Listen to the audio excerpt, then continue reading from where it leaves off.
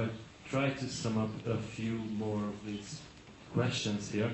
One of them quotes a quote that often goes in a magazine in the Hungarian Green movement called Gaia, which says that the Green movement is the enemy of nature if it doesn't question the core issues, the central issues, the most important issues. What do you think are the most important, most immediate core issues for the social movements or the green movements?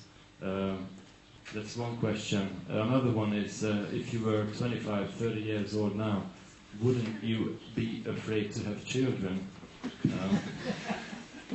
What do you think are the prospects for the coming 30 years? You partly answered that, but can reflect on it now as well. And this simply asks, okay, our slogan is "Another world is possible." What are your practical hints for changing the world? What do you think we should do as activists? What are the most important things to do? Well, that is very much like the first question, like what are the priorities?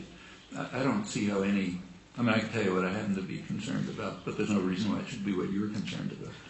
I mean, what your priorities are depends very much on your circumstances and your interests and your concerns and who you are and, you know, what your, where you want to put your focus, your activity, and so on. I mean, there's any number of problems, all of them crucial. Like we've been talking about some, which are so crucial that they may determine whether the species survives. You know? And there are others that just permeate everybody's life, like racism and sexism, for example. They just permeate everybody's life. They show up all over the place. They're obviously major issues. And you can continue for a long list. Which are the primary ones? You know, there's no way to rank them. I mean, they all are interrelated. You work on the ones that somehow you feel you can do something about. But no point trying to rank them. What about having children? Well, you know, those of you who are my age will remember that it was a question then too. In the 1960s, there were my children, the children of my friends, many of them thought they weren't going to survive. The dangers looked so severe that there were plenty of, there were plenty of children who just became suicidal because it looked like there wasn't going to be any way to survive. Well, you know, by now the problems are more severe.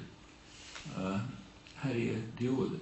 Well, you don't solve the problem by not having children. One way to ensure that the species doesn't survive is not to have any children. So that's not a constructive answer. But to try to create a world in which your children or grandchildren have a decent chance to survive, you know, that's a major problem, but that's the other one again. Where do you attack it? Well, you know, where you feel you can. I mean, the entire structure of state corporate capitalism, including its ideology, is very destructive. In fact, even self-destructive, because it has built-in tendencies towards real catastrophe. And then it spreads out to the whole array of, you know, problems of life. I don't know how to prioritize them.